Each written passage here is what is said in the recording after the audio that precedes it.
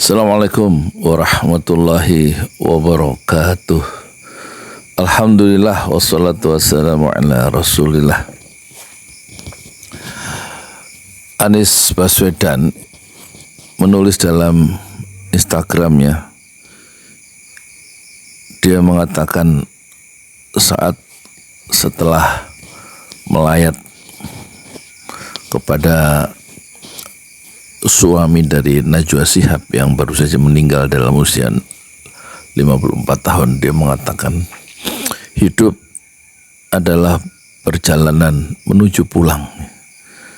Satu kalimat atau satu frasa yang indah ya dari Anies Baswedan setelah mengenang kematian dari suami Najwa Shihab, yaitu Ibrahim Syarif, wafat dalam usia 54 tahun. Allahumma ighfir lahu warhamhu wa'afihi wa'fu anhu.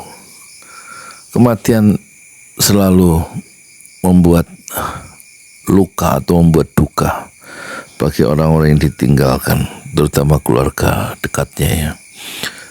Sementara bagi orang yang menyaksikan atau mendengar kabar itu tentu kadang tercenung atau kaget bila dia memiliki hubungan-hubungan emosional terhadap orang yang baru saja wafat ya. Memang perpisahan atau hidup hakikatnya adalah perpisahan. Perjumpaan sejati itu hanyalah di akhirat, dan setiap kematian atau setiap kita akan merasakan kematian sebagaimana ditegaskan di dalam Al-Quran. Kullu nafsin dha'iqatul maut. Sungguhnya setiap yang bernyawa pasti merasakan kematian. Wa innama tuwaffawna ujurakum yaumal qiyamah. Dan disempurnakan pahala amal-amal kalian pada hari kiamat. Faman zuhziha 'anil nar wa dakhilal jannah faqad faz. Siapa yang dihindarkan, dilepaskan dari siksa api neraka dan dimasukkan oleh Allah ke dalam jannah, ke dalam surga, faqad faz, maka dialah yang orang yang sukses, sesukses-suksesnya. Dan kita tentu memetik ibrah ya, memetik hikmah dari kematian suami dari Najwa Shihab ya, bahwa kita semua akan pulang. Sebagaimana Anies Baswedan mengatakan hidup adalah perjalanan menuju pulang. Penguasa-penguasa akan pulang setelah mereka berkuasa dan menggunakan kekuasaannya. Ada yang mensejahterakan jutaan rakyatnya, ada yang justru membuat jutaan rakyatnya itu menjadi susah hidupnya karena keputusan-keputusan politik sang penguasa. Bisa rakyat itu mengantri beras seperti di zaman Bung Karno. Perang saudara hampir tidak pernah selesai antara pusat dan daerah. Semacam pemberontakan, ketidakpuasan terhadap kepemimpinan nasional itu terjadi pada era Bung Karno. Tetapi akhirnya Bung Karno itu dikurung dalam tahanan rumah oleh penguasa yang baru, yaitu Soeharto. Dan akhirnya Bung Karno itu pulang dalam kesendirian dan kesepian hati di Wisma Yaso yang sunyi sepi. Hidup memang adalah perjalanan untuk pulang, sebagaimana Anies Baswedan katakan saat usai menjenguk almarhum suami dari Najwa Shihab, jurnalis senior kita.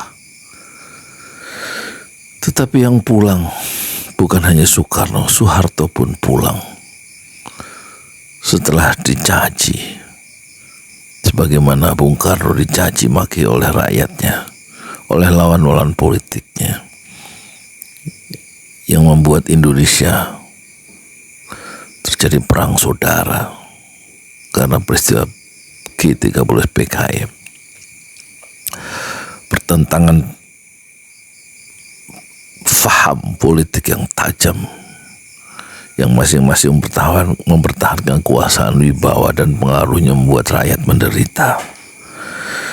Dan akhirnya ditutup oleh Soekarno yang pulang dalam kesendirian, dalam tahanan rumah.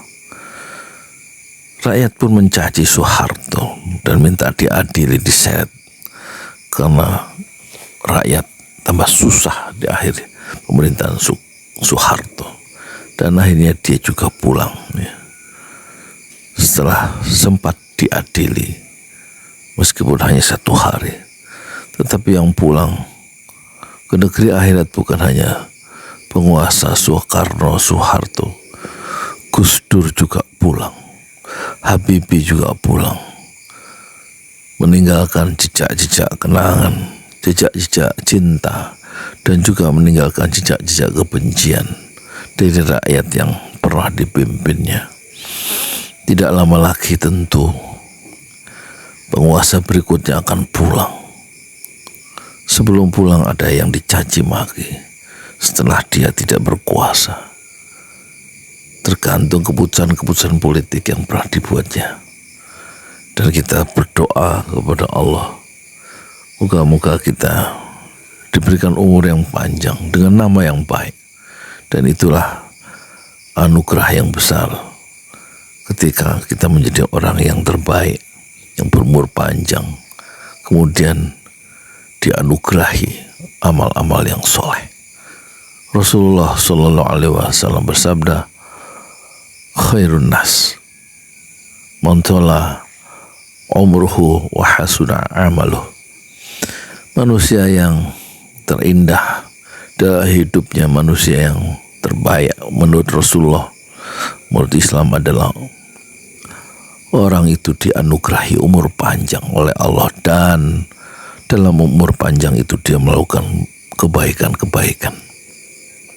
Sebaiknya syarrun nas, seburuk-buruk manusia adalah yang dianugerahi umur panjang, dan dengan umur panjang itu dia melakukan keburukan dalam tingkah laku, tutur kata, dan perbuatannya. Moga-moga wafatnya suami dari Najwa Shihab, yaitu Ibrahim Syarif, yang wafat dalam usia 54 tahun, mengingatkan kita semua, sebagaimana Anis menulis dalam Instagram story-nya, bahwa hidup adalah perjalanan menuju pulang. Assalamualaikum warahmatullahi wabarakatuh.